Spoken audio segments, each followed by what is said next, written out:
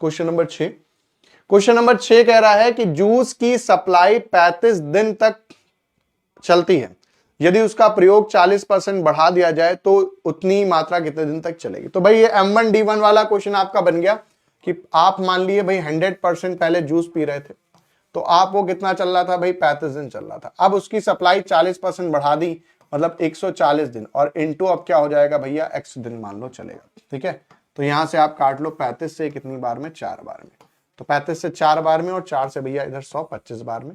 तो फाइनली अब जो है ये कितने दिन चलेगा, ये आपका चलेगा भैया 25 दिन। ये कितने दिन चलेगा, 25 दिन चलेगा। 25 डेज अब यहाँ पर जो है जूस चल रहा होगा। 24 दिन नहीं आएगा भाई राहुल, आंसर जो है आएगा वो आपका आएगा 25 दिन। भाई राबिया जी बिल्कुल सही जवाब बता रही है, तो 25 दिन इसका आंसर आने वाला है। अगला देखिए आपका सक्सेसिव रिलेशन पर क्वेश्चन है। जब आपका लगातार रिलेशन दिया जाता है ए का बी से, बी का सी से, तो उसे हम रेशियो में कन्वर्ट करके और बैलेंस करके आंसर को लगाते हैं। देखिए इस प्रकार का क्वेश्चन में आपसे कहा गया है कि ए का भैया कितना परसेंट, ए का 60% जो है वो बी के 30% के बराबर है। मतलब कहने का मतलब ये कि ए का अगर 60% निकाल लें, ए का 60% निकाल लें तो उसकी वैल्यू मेरे साथ ही बराबर हो जाएगी बी के 30% के, ना। ए का अगर 60% निकाल लें तो इसकी वैल्यू बराबर हो जाएगी बी के 30% के, भैया बी के 30% के बराबर हो जाएगी। यहां से अगर आप रेशियो निकालें तो ए अनुपाते बी बराबर निकल आएगा भैया 1:2, 1:2 ए और बी का वैल्यू निकल आएगा। फिर देखिए कह रहा है सी, बी सी का 40% है भैया, तो यहां पर बी सी का 40% है, मतलब 40% का मतलब हो जाएगा 2/5। तो यहां से भी बी और सी का रेशियो निकल आया 2 और कितने का भैया, 5 का, 2 और 5 का। तो फाइनली यहां से अगर आप आगे बढ़ोगे और रेशियो निकालने जाओगे ए बी सी का, तो ए अनुपाते बी अनुपाते सी जो आ जाएगा वो आ जाएगा 1:2:5 आ जाएगा। क्यों? क्योंकि भैया दोनों में बी कॉमन है, तो 1:2:5 आ जाएगा, 1:2:5 आ जाएगा। अब देखिए क्या पूछा जा रहा था कह रहा है भाई सी ए का x% है भैया, तो सी का कंपेयर हो रहा है देखो ए से, तो सी 5 ऊपर हो जाएगा, कंपेयर ए से हो रहा अपॉन 100 हो जाएगा, गुणे कितना हो जाएगा 100 हो जाएगा। तो सी ए का x% है, मतलब आंसर हो जाएगा कितना भैया 500% उत्तर आ जाएगा। जो इसका आंसर सबसे पहले दे रही है वो भाई शिवांगी कश्यप, बिल्कुल सही है। फिर आंसर आ रहा है भाई उसके बाद काफी लोग यहां पर 25 भी आंसर दे रहे, तो भाई 25% नहीं होगा इसका आंसर, आंसर होगा 500%। 500% उसकी टोटल वैल्यू आने वाली है। चलिए इसी प्रकार से भाई बढ़ते हैं क्वेश्चन नंबर 8 की ओर। ये भी आपका इस तरीके से ही रेशियो मेंटेन करने वाला क्वेश्चन है, लेकिन ये आपका लैंग्वेजल है भाई, इसमें भाषा के माध्यम से दिया गया, उसको आपको मेंटेन करना है। देखिए यहां पर आपसे कहता है एक आदमी अपनी संपत्ति को इस प्रकार विभाजित करता है कि उसके पुत्र और पत्नी के शेयर, पत्नी और पुत्री के शेयर का अनुपात 3:1 है। अक्सर हम लोग यहां पर भाई इस लैंग्वेज में कंफ्यूज हो जाते हैं। देखिए यहां पर पुत्र और पत्नी का जो अनुपात है वही अनुपात पत्नी और पुत्री में भी है, और वो अनुपात है बराबर कितने के, 3 और 1 के। यहां पर अगर मैं लिखूं तो मैं इस तरीके से लिख सकता हूं सन और इस टू वाइफ का जो रेशियो आया, भाई सन और वाइफ को मिलाकर के जो रेशियो आ रहा है वो रेशियो आ रहा है कितने का 3 और 1 का आ रहा है। इसी प्रकार से दोबारा में जब मैं लिखने जा रहा हूं भाई पत्नी और किसको भैया, पुत्री को, तो वाइफ इस टू में यहां पे अगर डॉटर का रेशियो लिखना चाहूं तब भी यही रेशियो आएगा 3 और 1 ये बोला गया। तो यहां पे दोनों में भैया वाइफ कॉमन है, तो यहां पर सन हो जाएगा और बीच में वाइफ आ जाएगा, और यहां पे भाई आपका क्या हो जाएगा, डॉटर हो जाएगा। इसको अगर भाई यहां से आप लगाओगे तो 3×9 हो जाएगा, 3×1 हो जाएगा, 1×1 हो जाएगा।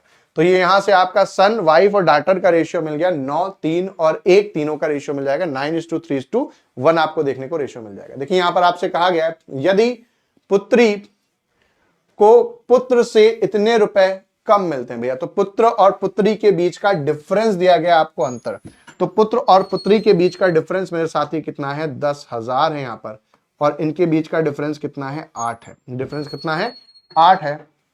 यहां पर आपसे पूछा गया है तो पूरी संपत्ति बता दो भैया, तो पूरी संपत्ति हो गई 9 और 1 10 3 13, तो 13 से यहां पे गुणा कर लेंगे। चलिए यहां से काट लेते हैं भाई आप, 4 से तो कितनी बार में हो जाएगा भाई 25 बार में, और ये 100 हो जाएगा। 2 से यहां पे काट लेंगे तो हो जाएगा भाई 1250, तो 0 1 तो ये आ जाएगा, 13 पंजे 65 का 5 आ जाएगा। फिर भाई आप निकालोगे 13 दूना 26 और 32 आ जाएगा, 13 एकम 13 और 6, तो 616,250 इज अ राइट आंसर आ जाएगा भाई। राजेश बिल्कुल सही जवाब है आपका। तो यहाँ पे आप देखेंगे जो ऑप्शन मिलेगा वो आपका ए, आपका एकदम सही जवाब हो जाएगा। ए इज अ राइट आंसर भाई। राबिया जी और शिवांगी का भी आंसर बिल्कुल सही है भाई। चलिए बढ़ते हैं इसी प्रकार से क्वेश्चन नंबर हम लोग 19 की ओर। भाई विपिन नमस्ते, क्या हालचाल है आपके। चलो तो अगला देखिएगा, a बराबर 2, a/2, b/3, c/5 में a प्लस बी प्लस सी बटे सी का मान बताना है। तो इस कंडीशन में होता क्या है भैया कि a की वैल्यू 2 है, b की वैल्यू 3 है और c की वैल्यू 5 है।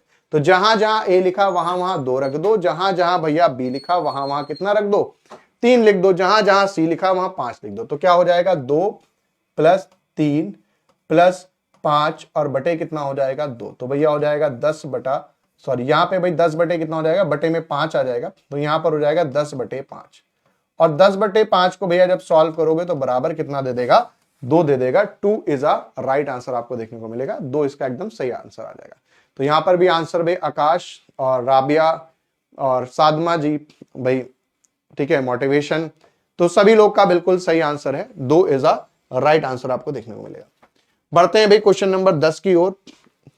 क्या कहना चाहता है क्वेश्चन में, कहा जा रहा है 2 बर्तन में अम्ल और पानी का अनुपात 3:1 है और 5:3 है में मिलाकर के एक घोल बनाया गया। इस घोल में एक नए मिश्रण के घोल को अम्ल का पानी का अनुपात 2:1 है।